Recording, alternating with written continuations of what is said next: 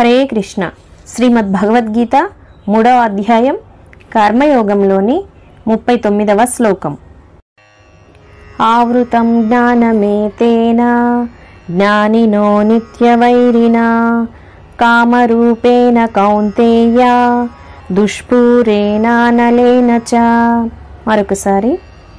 ఆవృతం జ్ఞానమేతేన జ్ఞానినో నిత్యవైరినా కామరూపేణ కౌంతేయ దుష్పూరేణానలేన చ. ప్రతిపదార్థము.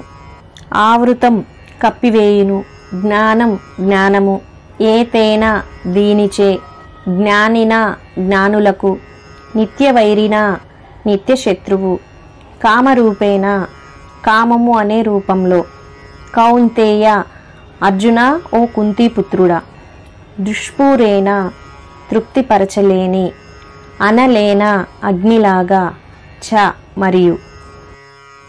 భావం. అత్యంత వివేకవంతుల జ్ఞానం కూడా కోరికల రూపంలో ఉన్న శత్రువుచే కప్పివేయబడుతుంది. ఇది ఎప్పటికీ తృప్తిపరచలేనిది, అగ్నిలాగా మండుతూనే ఉంటుంది ఓ కుంతీపుత్రుడా. వివరణ.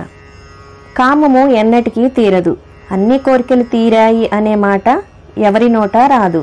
కామాగ్ని అగ్ని మాదిరి ఎప్పుడూ మండుతూ ఉంటుందే కానీ ఆరిపోదు. ఇది సాధకునికి ప్రబల శత్రువు వంటిది.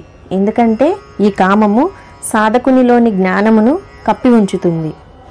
జ్ఞానులు సాధకుల సంగతే ఇలా ఉంటే ఇంకా సాధారణ మానవుల సంగతి చెప్పేదేముంది అని శ్రీకృష్ణ పరమాత్మ అర్జునునితో పలికెను.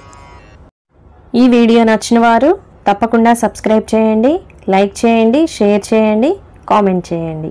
ధన్యవాదాలు.